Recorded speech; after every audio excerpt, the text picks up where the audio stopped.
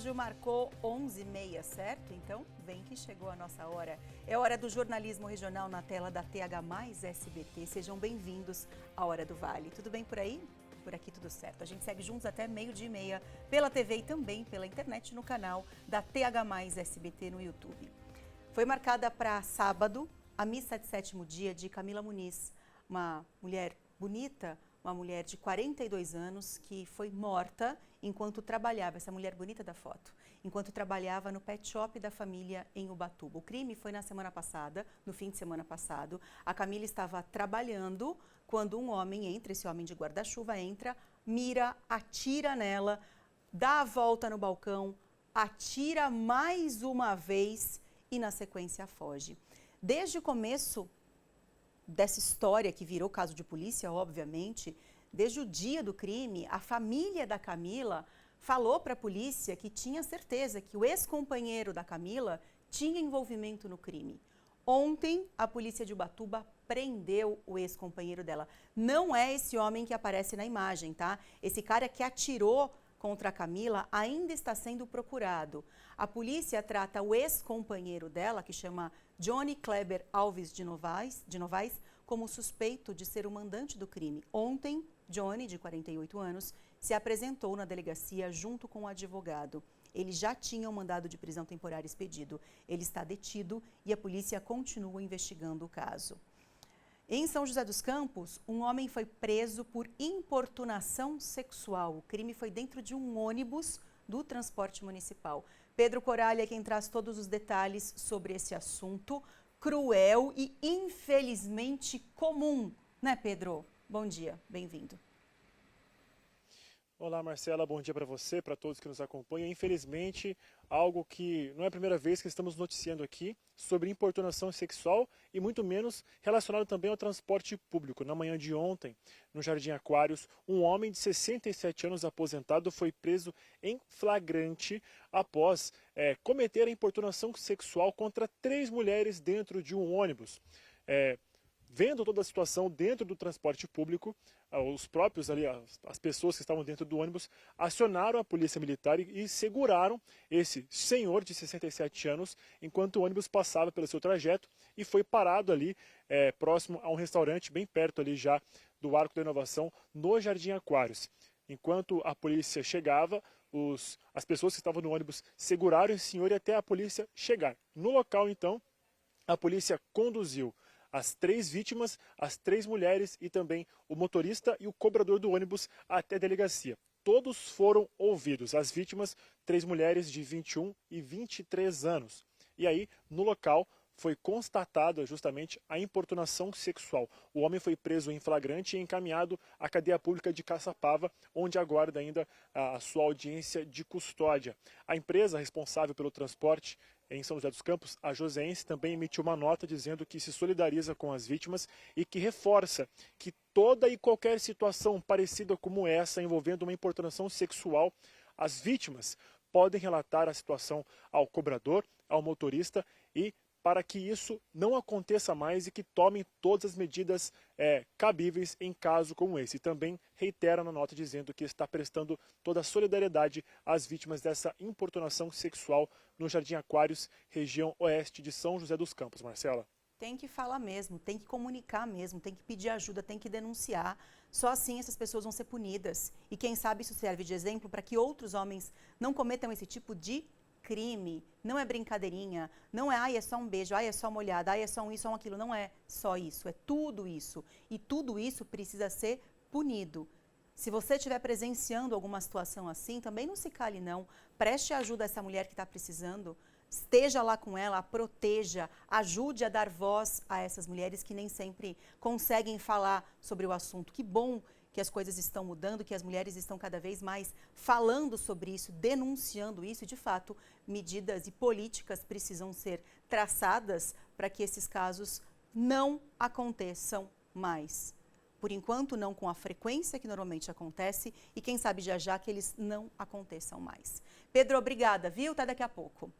Ainda falando sobre casos absurdos, vocês viram o caso de 2 estudantes de medicina que tiraram sarro de uma paciente?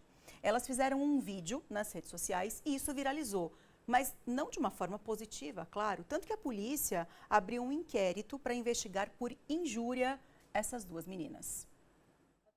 Esta ação, Gabriele Farias de Souza e Thaís Caldeira Soares Fofano. Elas estudam medicina em faculdades particulares e agora são investigadas pela polícia após compartilhar este vídeo nas redes sociais. Essa menina tá achando que tem 7 vidas, não sei, porque já é tão raro, tão difícil por questão de compatibilidade, doação, enfim. A menina a qual Thaís se refere era uma então paciente que havia realizado 4 transplantes no Instituto do Coração, do Hospital das Clínicas da USP. 3 de coração e 1 de rim, um caso raro. No dia da gravação do vídeo, zombando da paciente, as estudantes realizavam um curso no INCOR. Gente, eu tô em choque. Simplesmente uma pessoa que já passou 3 vezes por transplante, ela recebeu 3 corações diferentes. Na postagem, Gabriele culpa a vítima por um dos transplantes não ter funcionado. A segunda vez ela transplantou, aí ela não tomou os remédios que ela precisava tomar, o corpo meio que rejeitou e teve que transplantar de novo por um erro dela. O vídeo foi publicado 9 dias antes da morte de Vitória Chaves da Silva, de 26 anos. A paciente, que foi ridicularizada pelas alunas de medicina, tinha uma doença rara no coração. O primeiro transplante dela, cardíaco, aconteceu em 2005, aos 6 anos de idade. A exposição do caso revoltou a família de Vitória. A mãe Cláudia ficou indignada quando assistiu ao vídeo. O que essas alunas falam são fatos que não é verdade. Para mim aquilo ali é um deboche. Será que ela tem 7 vidas? Comparando a minha filha a um bicho, a um animal? Ela não respeitou a minha filha, ela não respeitou a gente. Ela deveria ter se informado. A gente tem como provar que a gente vivia numa promotoria de justiça solicitando passagem, medicação. A gente lutava, corria de um lado para o outro, desesperada quando ela estava sem a medicação. A mãe e a irmã de Vitória decidiram registrar um boletim de ocorrência e acionaram o Ministério Público. A gente não quer só uma retratação, a gente quer que isso fique como exemplo para essas estudantes, para a instituição. A gente quer limpar o nome da minha irmã, limpar uma história que foi manchada com 2 minutos de vídeo mentirosos. A Faculdade de Medicina da USP, responsável pelo INCOR, informou que as duas estudantes não possuem qualquer vínculo acadêmico com as instituições e que está tomando medidas para reforçar o uso responsável das redes sociais com alunos participantes de cursos de extensão em medicina. A universidade é em Bimurumbi de São Paulo, onde Gabriele estuda, e a Faculdade da Saúde e Ecologia Humana de Vespasiano, Minas Gerais, de Thaís Fofano, lamentaram o caso e disseram que tomarão as medidas cabíveis. Você está assistindo isso, provavelmente se incomodou, assim como eu, porque é inadmissível. Primeiro que tirar sarro de uma situação dessa já é um absurdo. Agora, 2 estudantes de medicina, por que na faculdade de medicina os futuros médicos não aprendem sobre empatia, sobre ética médica, sobre cuidado? Você acha que alguém gostaria de estar na fila do transplante? Sério? Você acha que alguém gostaria de estar 4 vezes necessitando um transplante? Sério? Isso é motivo de piada? Isso é motivo para que estudantes de medicina que deveriam estar aproveitando a oportunidade para entender sobre a dor do outro, porque na verdade elas estão se formando justamente para isso, né? Para tratar, para acolher, para resolver a dor do outro. E aí, no lugar de fazer o que deve ser feito, usa a rede social para um comentário infeliz, imprudente. Poxa vida! Aí você que deve estar com esse mesmo sentimento que eu, deve estar se perguntando assim, depois que isso tudo veio à tona, o que essas meninas falaram? O que elas têm para dizer? Elas gravaram um vídeo juntas e emitiram uma nota juntas. Nessa nota, as estudantes Gabriele de Souza e Thaís Fofano disseram que o vídeo foi gravado sem possibilidade de identificação da paciente e que não houve qualquer deboche ou insensibilidade. As estudantes afirmaram também que foram divulgados trechos do vídeo de maneira isolada e totalmente fora de contexto. Essa foi a resposta que as duas deram juntas sobre esse caso exibido na reportagem. Chamo a atenção de vocês para um outro ponto importante quando a gente fala sobre internet. Cada um tem a sua rede social, certo? Cada um posta o que quiser. A gente tem liberdade para isso, certo? Mas a gente precisa assumir as consequências dos nossos posts. Postar para quê? Qual é a finalidade? Vai agregar? Vai ajudar? Vai ser uma coisa divertida? Vai contribuir com alguém? Ou você quer só aparecer e polemizar? Pensa direitinho qual é o seu objetivo quando você posta alguma coisa. Porque se você acertar, maravilha, mas se você errar, tem consequências. As redes sociais estão para todo mundo ver, todo mundo, inclusive quem se sente ofendido, inclusive a polícia. Então fiquem espertos, usem esse exemplo para que vocês tenham mais consciência, vocês, todo mundo, né? Todos nós tenhamos mais consciência do que a gente posta. A internet não é terra de ninguém, por mais que muitas vezes isso dê essa impressão. Fiquem espertos com o que vocês postam. Todo mundo tem responsabilidade sobre o que fala e sobre o que posta. Atenção pessoal, assunto importante também, mudando de assunto agora, mas um outro assunto importante. Quero te avisar que para hoje tem previsão de chuva forte. Esse alerta foi dado pelo INMET, que é o Instituto Nacional de Meteorologia. Eu vou mostrar para vocês como é que ficam as temperaturas hoje nas cidades do Vale e da Serra.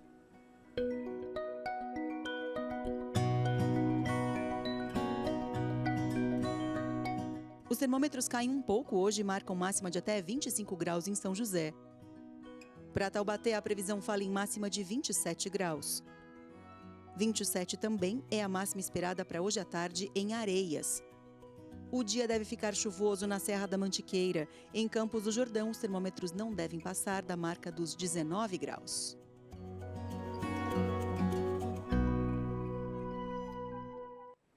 Eu falei sobre a previsão de chuva forte para hoje, só que ontem também choveu forte em várias cidades. Em Areias, por exemplo, a Defesa Civil falou que a chuva veio acompanhada por rajadas de vento. Uma árvore caiu e interditou a entrada principal da cidade.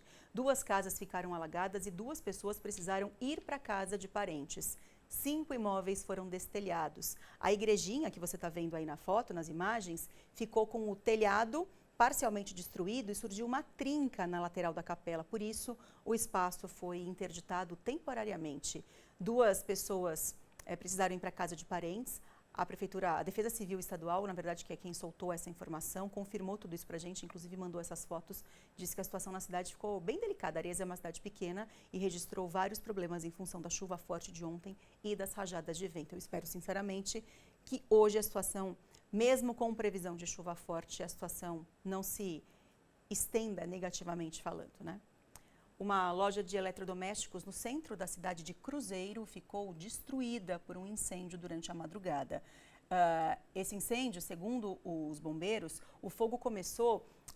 Peraí, deixa eu só entender direitinho como é que foi aqui. Segundo os bombeiros, o fogo começou no 2º andar do prédio, mas as causas ainda não foram identificadas. 6 viaturas foram usadas e 15 bombeiros trabalharam para apagar as chamas. Hoje cedo, os bombeiros continuaram no local para evitar que o fogo recomeçasse. O local vai passar por perícia para depois ser liberado ou não. Ainda falando sobre incêndio, hoje faz um mês que teve um incêndio de grandes proporções em São José dos Campos, que atingiu um abrigo. Esse incêndio foi criminoso. Algumas pessoas morreram, vocês se lembram desse caso? Essas imagens aqui foram do momento em que esse homem coloca fogo nesse imóvel, que era onde funcionava o abrigo. As chamas se espalham rapidamente, esse cara fugiu, mas depois ele foi preso. Um mês depois, como será que as pessoas que sobreviveram a essa tragédia estão? É o que a nossa equipe foi procurar saber hoje cedo. 00:20 do dia 10 de março de 2025. As câmeras de monitoramento registram o momento exato em que um homem chega de bicicleta e coloca fogo em um sofá em frente a esse abrigo na região central de São José dos Campos. Em poucos minutos, as chamas se espalham e todo o abrigo é consumido pelo fogo. O Corpo de Bombeiros foi acionado pouco depois da meia-noite para esse incêndio, né? A gente já teve informações agora, o indivíduo confessou que foi criminoso. Ele colocou fogo numa grande quantidade de material combustível que tem aqui no local. E isso fez com que o fogo tomasse grandes proporções, né? O local também tinha muita gente com dificuldade de locomoção. Isso acabou gerando essa grande quantidade de vítimas aí, inclusive 4 delas aí vieram a óbito. Naquela noite, 22 pessoas estavam no local. 18 foram resgatadas, mas 4 perderam a vida. Hélio Gonçalves, Moisés Felipe, Márcia Aparecida e Regiane Soares foram sepultados no cemitério do Morumbi no dia 15 do mesmo mês. E um mês depois da tragédia, o local que acolhia pessoas doentes de baixa renda se encontra assim. Após o incêndio, alguns pacientes foram espalhados para continuarem sendo atendidos. Agora, há menos de uma semana, a comunidade Consolador dos Aflitos conseguiu alugar esta chácara, onde hoje são atendidas 16 pessoas com capacidade de até 32 internos. Entre as pessoas que estão neste endereço, 6 delas são sobreviventes do incêndio. O seu Zenildo é uma delas. Apesar da idade e dos problemas, será que ele vai conseguir esquecer o que aconteceu no dia 10 de março? Difícil. Olha com...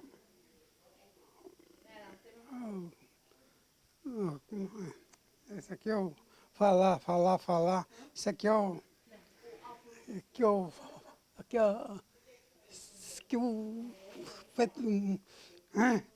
Que isso?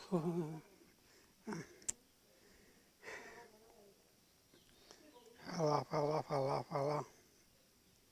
Não foi fácil não, né? Aqui.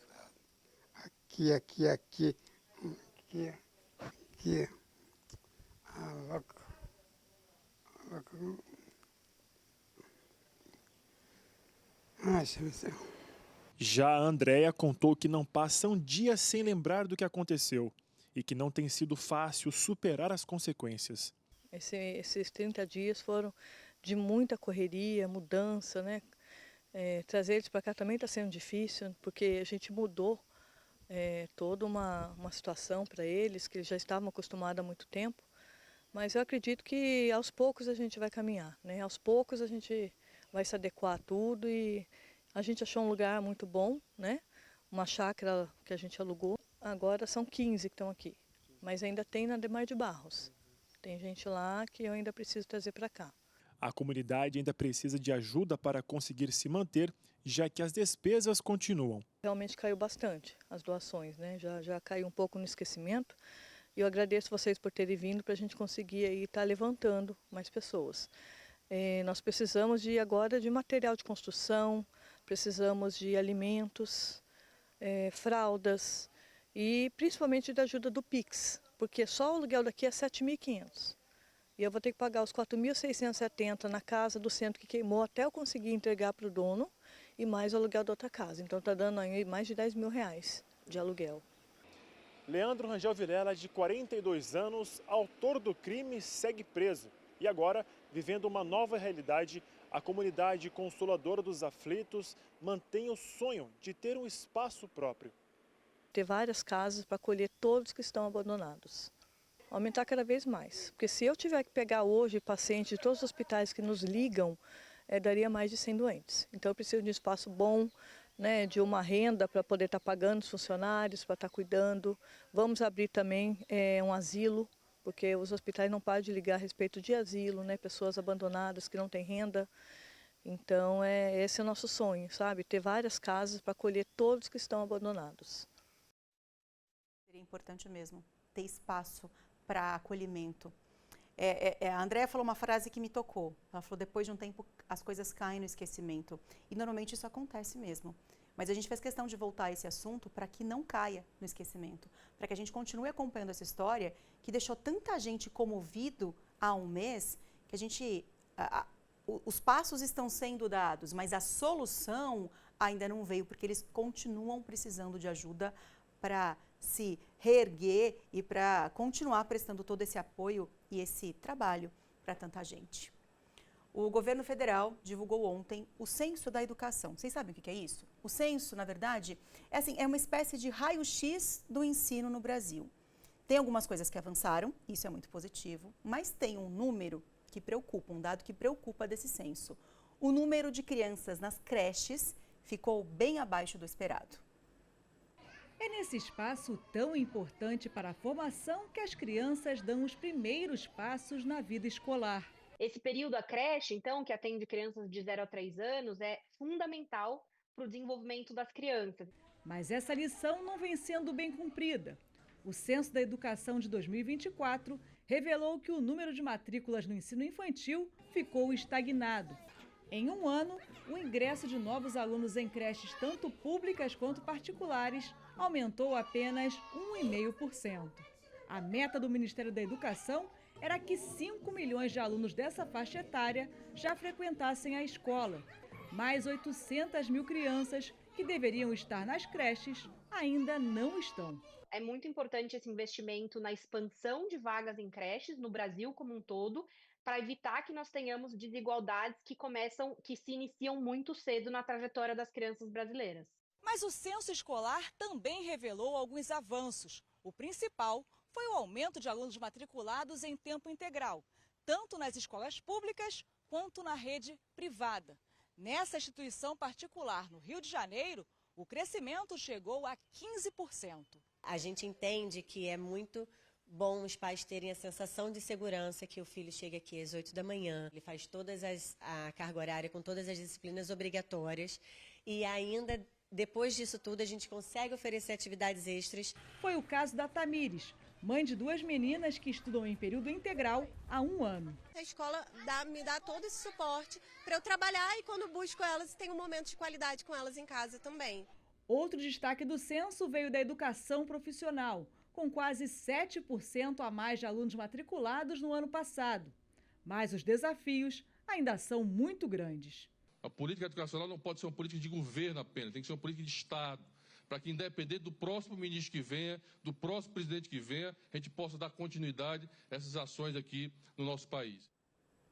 E na sua cidade, como é que está a questão do ensino, hein? Você acha que as escolas estão bacanas? Está faltando vaga em creche, por exemplo? Você tem essa dificuldade ou não? Está tudo bem? Tomara que esteja tudo bem, mas se não tiver, se você estiver passando por algum problema, se a escola do seu filho não está lá das melhores, manda mensagem para cá, quem sabe a gente não consegue trazer pelo menos uma resposta para você. O nosso WhatsApp é o 997524005, se você preferir falar comigo pelo Instagram, tudo bem, seja muito bem-vindo. O meu Instagram é @mesquita.marcela. Hoje eu recebi uma mensagem tão bonitinha da Eudreia. A Eudreia é uma telespectadora muito querida de Pindamonhangaba, que todos os dias manda mensagem pra gente. E ela falou o seguinte: bom dia, Marcela, você é muito especial para Deus, Jesus te ama muito, seja sempre bem-vinda na minha casa. Ô, Eudreia, você não sabe o quanto essa mensagem me fez bem e me deixou com o coração quentinho. Tem horas que Deus manda recado através de tantas pessoas e talvez Deus esteja falando comigo através de você. Já pensou por esse lado? Muito obrigada, viu, pelo seu carinho de sempre. A Elaine, em Pinda, lá do Araretama, também sempre querida, falou: estou ligadinha no melhor jornal regional com a melhor apresentadora. Ô, Elaine, muito obrigada. Outra mensagem que me deixou com o coração quentinho. Obrigada de coração, tá bom? Um beijo para você. Vamos chamar mais uma vez o Pedro Coralha para participar ao vivo com a gente, porque agora há pouco o prefeito de São José, o Anderson Farias, fez um encontro com jornalistas e o Pedro acompanhou esse encontro e conta para a gente ao vivo o que rolou nesse encontro, certo, Pedro Coralha? Bem-vindo de volta. Olá, Marcela, bom dia para você, para todos que nos acompanham. 100 dias da gestão do prefeito Anderson Farias aqui em São José dos Campos, que gentilmente nos atende agora aqui. Prefeito, bom dia, obrigado por nos atender. Parabéns pelos 100 dias também agora como eleito, 100 dias na frente da gestão. Queria que o senhor falasse um balanço, uma opinião sobre os trabalhos, os desafios, gerindo agora São José dos Campos efetivamente. Muito bom dia. Bom dia, Marcela, bom dia, aos ouvintes. Hoje, 10 de abril, tem a questão dos 100 dias. Os 100 dias é importante para que a gente possa dar início em tudo aquilo compromissado com o eleitor lá na campanha eleitoral, mas também daquilo que está em andamento na cidade. Então a gente já fez muitas entregas que eu apresentei aqui, que já foram conquistadas nesses 100 dias, mas muito planejamento para que a gente possa ter para os próximos anos. Hoje, para que a gente possa fazer, para que a gente possa ter uma cidade com qualidade de vida, que a gente possa crescer com ordenamento, que a gente possa ser uma cidade de geração de emprego, com segurança, a gente tem que ter planejamento para isso daí. Primeiro, para que a gente possa investir o dinheiro, que é o nosso dinheiro, que é o dinheiro do cidadão, empregar esse dinheiro de forma prioritária, daquilo que a cidade mais precisa. Então, são várias ações que a gente tem feito. Tudo é prioritário, seja na saúde, seja na educação, no social, na geração de emprego, no fomento, na zeladoria da cidade, no esporte. Então, a gente tem que elencar, mas a gente sempre tem que priorizar. Não dá para que a gente possa fazer tudo, mas a gente precisa priorizar naquilo que é mais importante. Então, nesses 100 dias é importante para que a gente poder entregar, mostrar o que nós já fizemos, mas também o que nós estamos planejando e que forma que nós estamos planejando para os próximos 3 anos e meio. Prefeito, duas coisas que nós aqui da Tega Mais SBT estamos acompanhando de perto. A primeira, o senhor falou, enquanto a gente estava acompanhando também, sobre a regularização de bairros. Nós fizemos uma matéria recente sobre o bairro Canindú, o bairro Havaí, e não somente eles, mas também outros bairros pleiteiam a legalização.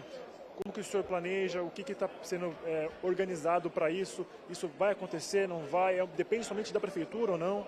Não, depende ali, são vários atores, né? Depende dos moradores, com parte de documentação, depende de não permitir, como a gente faz a fiscalização, novas construções. Essas áreas são congeladas, não pode ter novas construções. Se tiver, será demolida, a pessoa irá perder recurso. A gente pede, por favor, pede para os moradores ajudar, porque isso atrapalha no processo de regularização, né? Mas nós criamos a secretaria, né? Eu acabei de criar uma secretaria de habitação e regularização fundiária, para que a gente dê mais ênfase, né, no ponto de vista da criação de novas habitação, até por causa dos planos do governo do estado, do Tarcísio, em mais de 100 mil moradias ele quer, né, implementar e custear no estado de São Paulo, como também o governo federal que voltou com Minha Casa Minha Vida. Então, para a gente não perder essas oportunidades, que a cidade esteja pronta, com projetos prontos que a gente possa implementar. E a regularização fundiária, né? A gente fez aí uma contratação do IPT, que trabalhou nesses últimos 12 meses lá na Chácaras Havaí e Canindú. São dois bairros muito emblemáticos do ponto de vista de ter muitas restrições para a questão do processo de regularização,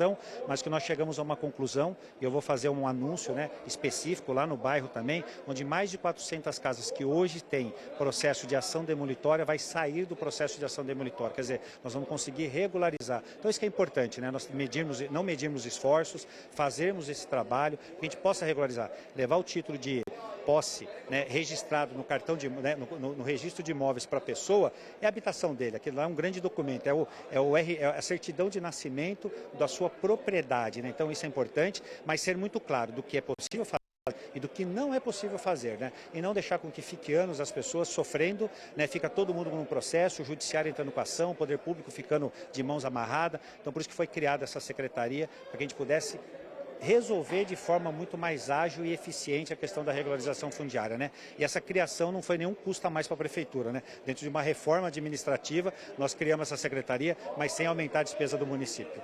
O senhor abriu o seu discurso aqui, conversando com a imprensa e todo mundo que estava presente, falando sobre até mesmo a questão do... Houve uma mudança ali na obra. O que você falasse para quem está em casa? O que mudou? A Urban assume agora a gestão, a tocar a obra agora lá? Sim, o Mercadão Municipal, a gente fez uma licitação, contratamos uma empresa para fazer a obra, né? Uma obra muito complexa, né? A gente já fez a parte dos banheiros, que já foi reformado. A gente começa a fazer agora a transferência dos comerciantes, né? Porque eles vivem daquilo, sobrevivem, não dá para fechar. Então eles vão ser transferidos para o calçadão, né? Em abrigos, né, provisórios, que são containers, que eles vão ficar ali provisórios para que a gente possa fazer a reforma. Mas o Mercadão nós fizemos várias sondagens agora, principalmente na parte de solo, onde vai ter muito o que fazer, alterando muito o nosso projeto da qual foi feito. Por isso nós estamos fazendo uma rescisão amigável com a empresa, para que a gente possa adequar esse projeto e a Urban poder assumir, porque desta forma a Urban a gente vai tentar manter os prazos.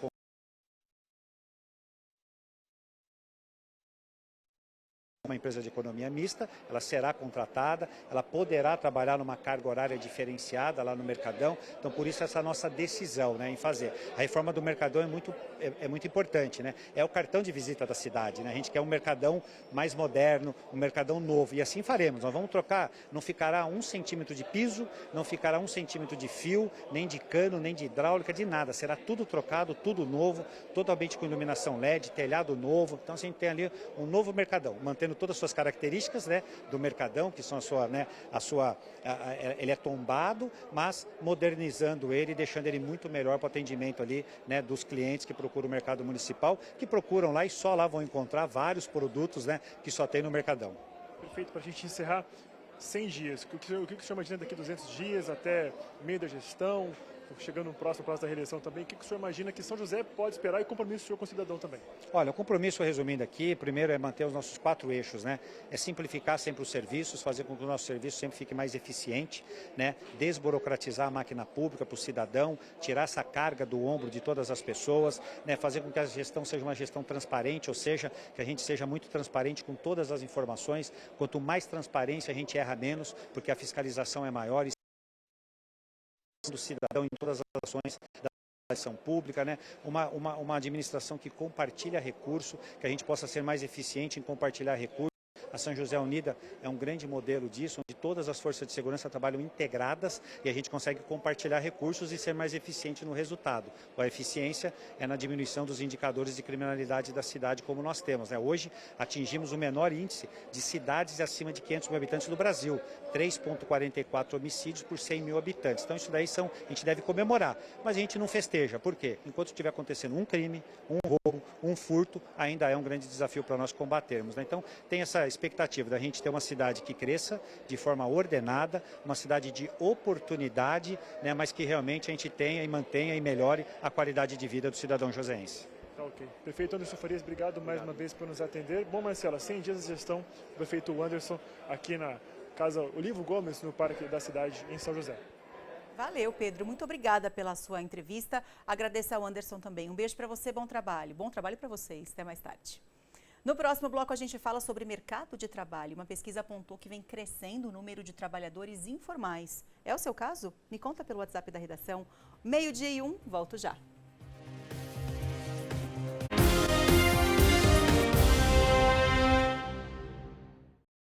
De segunda a sexta, 2:30 da tarde, a Usurpadora. Você está assistindo Hora do Vale. Oferecimento CGTEC. Segurança para o patrimônio. Tranquilidade para você.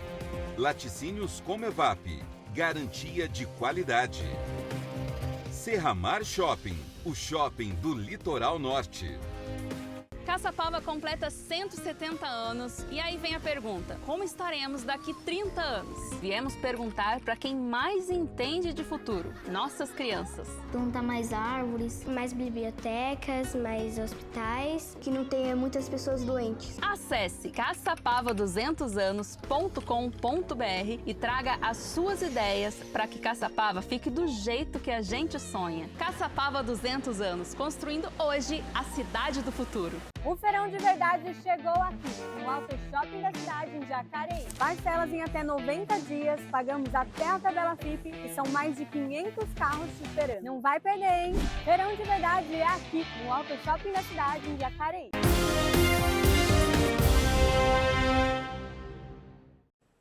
Quem aí trabalha por conta? Pode ser que muitos de vocês tenham dito, eu trabalho. E eu digo isso porque o número de trabalhadores informais está crescendo em todo o país. Só no ano passado, a taxa da informalidade passou dos 31%.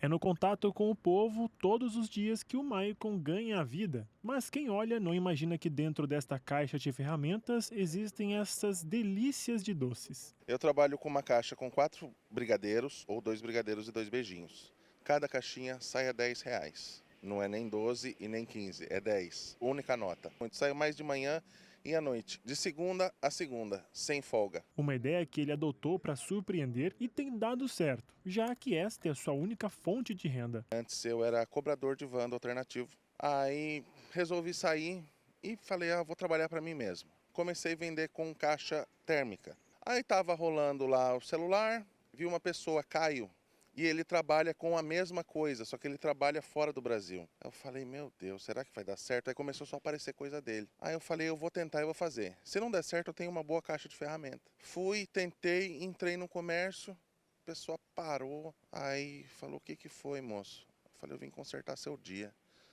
Aí ela começou a rir e chorar ao mesmo tempo. Ela falou, meu Deus, isso é muito lindo o seu trabalho. Aí eu fui indo e graças a Deus está dando resultado, mais do que a outra caixa térmica que eu trabalhava. Mesmo com o crescimento nas vendas, o Maicon ainda não formalizou o negócio. O plano é fazer isso em breve. Após a pandemia da Covid-19, muitos trabalhadores migraram de trabalhos formais para informais e os números cresceram. Segundo dados do IBGE, em 2024, a taxa de desemprego foi a menor desde 2012.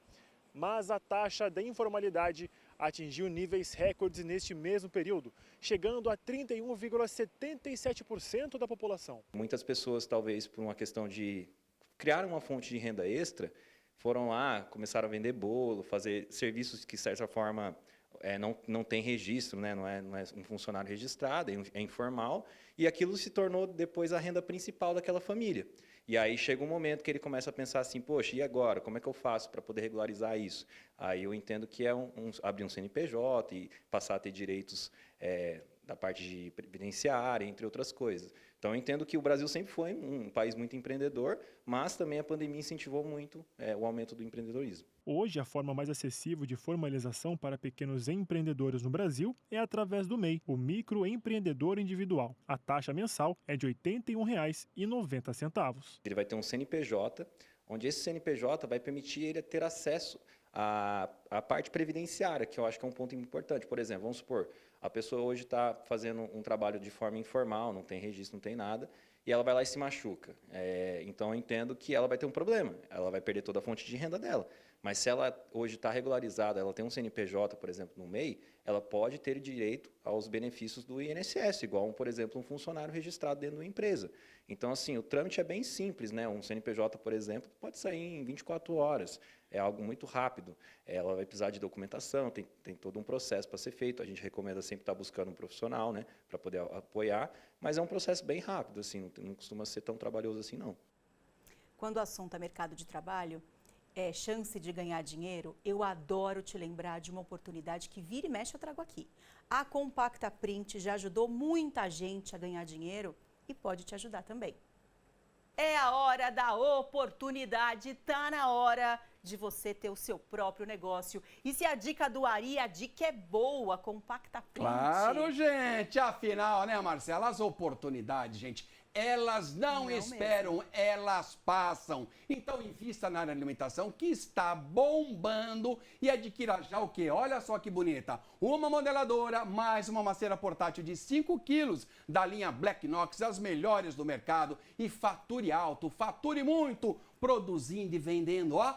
Todas essas delícias em vários tamanhos e formatos. E para isso, você já sabe, basta colocar a massa, o recheio, ligar e pronto. Que o resto, a sua modeladora faz tudo sozinha e você fatura alto, fatura muito. Simples assim. Afinal, né, Marcela? É o que a gente sempre fala. Onde tem festa, tem o quê? Tem dinheiro. Então ligue já, 0800 666 0000 ou aí pelo QR Code e adquira o seu kit em até 21 vezes no cartão, pelo Pix ou depósito bancário. Fechou o negócio? Frete grátis para todo o Brasil, mais uma fritadeira elétrica e um kit de brindes exclusivos. Para isso, tem que ligar e ligue agora, não perde tempo. 0800 666 0000 e tem o seu próprio negócio. Compacta Print. Quem tem, tá bem. Vem! Para completar esse nosso combo de oportunidades, eu te falo sobre algumas vagas de emprego no Pátio de São José dos Campos.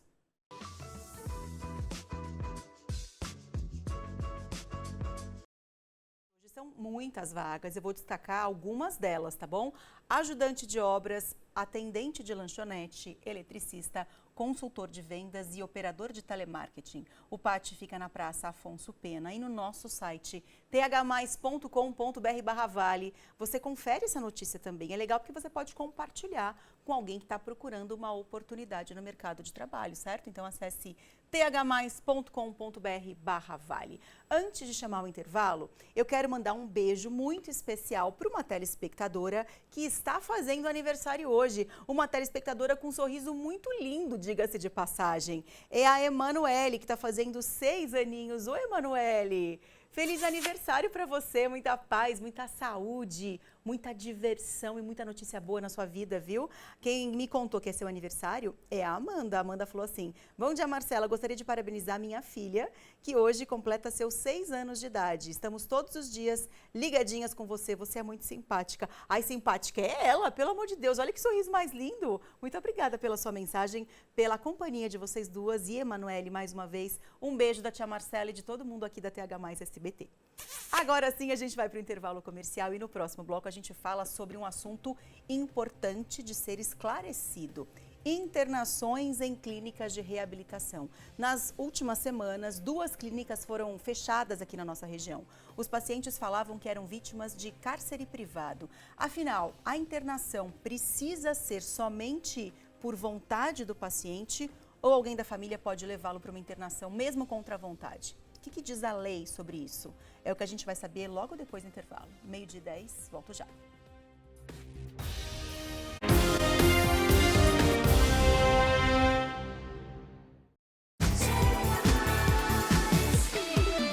Fala, chega mais vale! Aqui na nossa sala você encontra muita alegria, diversão e informação. Nós estamos aqui para te manter muito bem informado e conectado. Então sinta-se à vontade e seja nossa companhia de segunda a sexta a partir da 1h aqui na TH Mais SBT Vale. Da nossa família pra sua família, chega mais vale! Atenção! 10 mil no primeiro sorteio é bom, 15 mil no segundo é melhor, 20 mil no terceiro sorteio é top. Agora, R$500 mil é fantástico, isso mesmo, só no quarto sorteio, R$500 mil. E para premiar toda a região no Super Giro, 30 prêmios de R$2.000 cada. É dinheiro na mão só para nossa região, R$500 mil em grana viva. Sua hora é agora, só depende de você, compre já o seu. Vale Cap é regional, hein? Onde cada detalhe foi pensado para você se sentir em casa. Localizado no coração da Floriano Rodrigues Pinheiro, o Empório Serra Vista possui opções incríveis para o seu almoço, desde a famosa truta grelhada, parmegiana de filé mignon ao ancho. Fazendo o pedido de qualquer prato executivo durante a semana, a sobremesa é por nossa conta. Venha para o Empório Serra Vista. A comida é deliciosa e o ambiente é incrível. A Páscoa é tempo de renovação, amor e união. Mais que chocolates, é um momento de celebrar a esperança e estar com quem amamos. Que essa Páscoa seja doce, cheia de alegria e muito amor. Oferecimento TH Mais SBT e Espinace Chocolates, onde o cacau vira arte. Feliz Páscoa!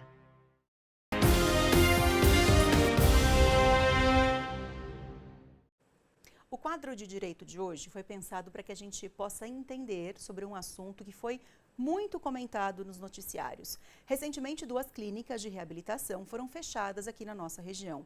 E essas notícias trouxeram uma dúvida sobre a questão das internações. É por isso que a gente fala sobre isso hoje e você pode aproveitar o espaço para tirar suas dúvidas.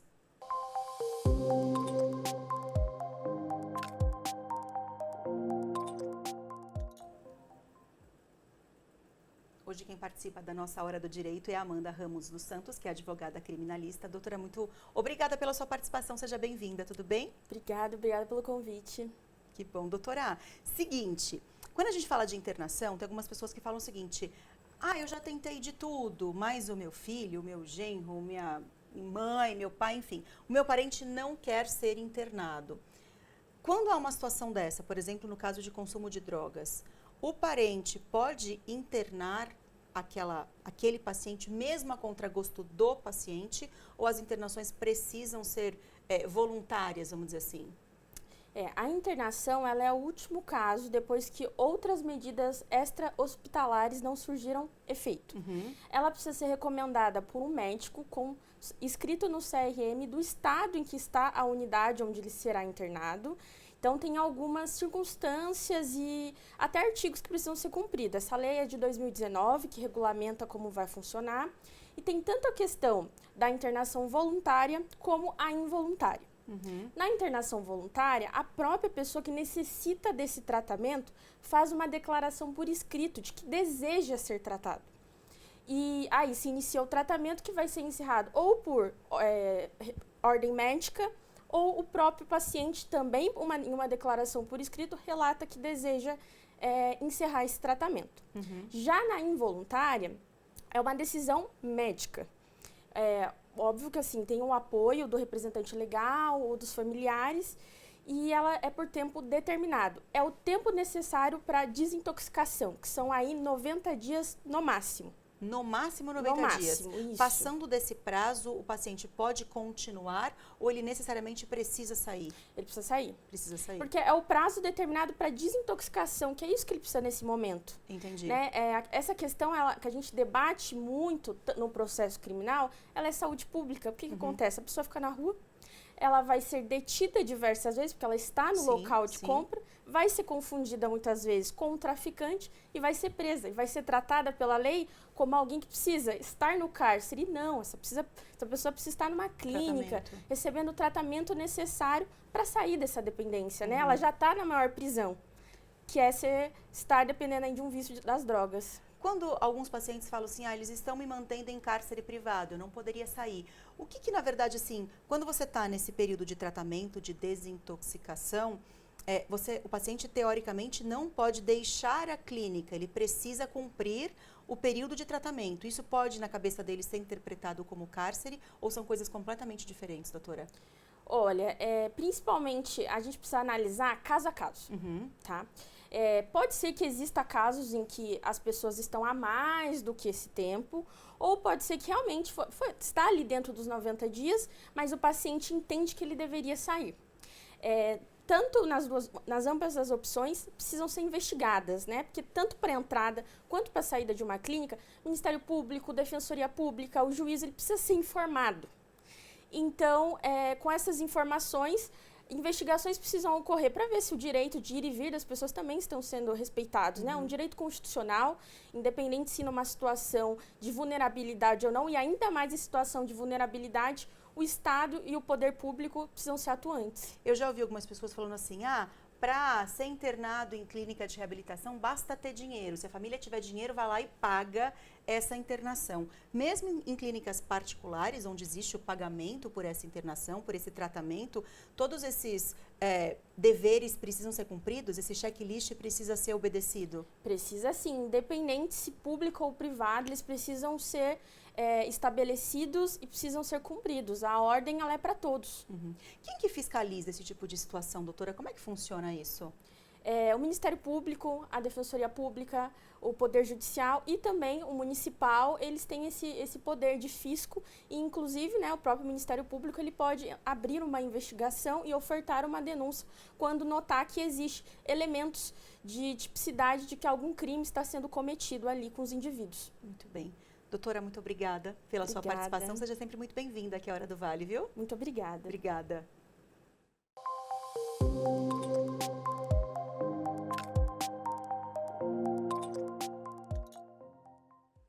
Meio-dia e 17, intervalo comercial. Chegando no próximo bloco, a gente fala sobre 2 assuntos que preocupam: dengue e febre amarela. São José confirmou mais uma morte por febre amarela e São Sebastião decretou situação de emergência para dengue. Volto já.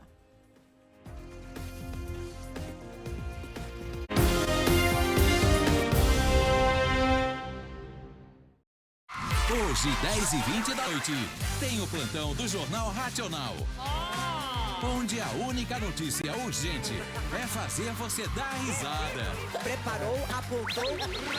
Programa do Ratinho.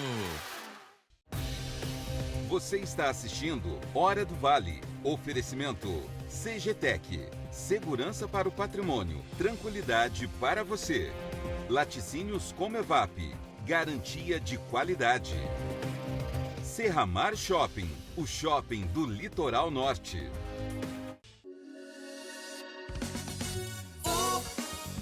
Vem pro baú.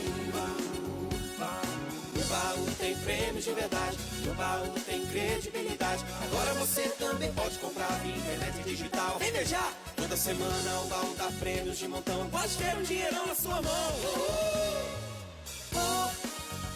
Vem pro baú. Vem pro baú.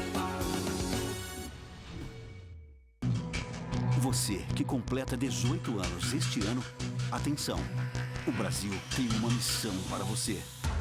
O alistamento militar. Faça seu alistamento até 30 de junho pelo site ou na junta do Serviço Militar. Agora mulheres também podem se alistar voluntariamente. Faça parte da missão. Junte-se às Forças Armadas. Aliste-se. Ministério da Defesa, Brasil, União e Reconstrução.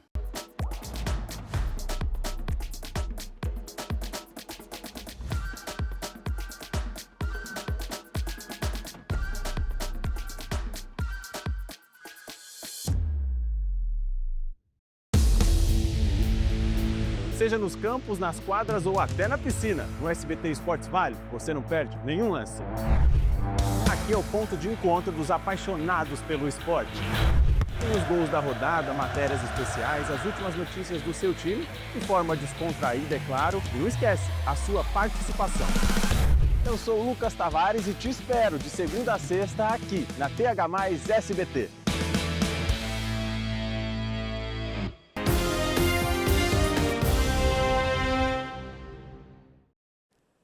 De volta com a Hora do Vale, você vê imagens ao vivo da Praia da Armação, tempo encoberto no litoral, né? E hoje tem previsão de chuva e pode ser que chova forte no litoral também. Veja como ficam as temperaturas nas 4 cidades.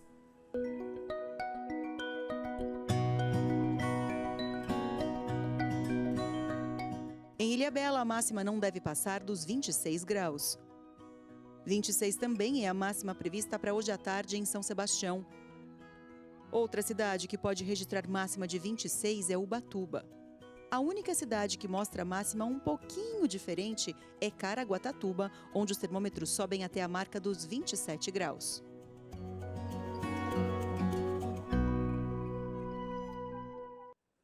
O assunto agora é saúde. São José dos Campos confirmou mais uma morte por febre amarela. É de um morador da cidade que trabalhava percorrendo outras regiões do estado de São Paulo e que não tinha tomado a vacina contra a febre amarela.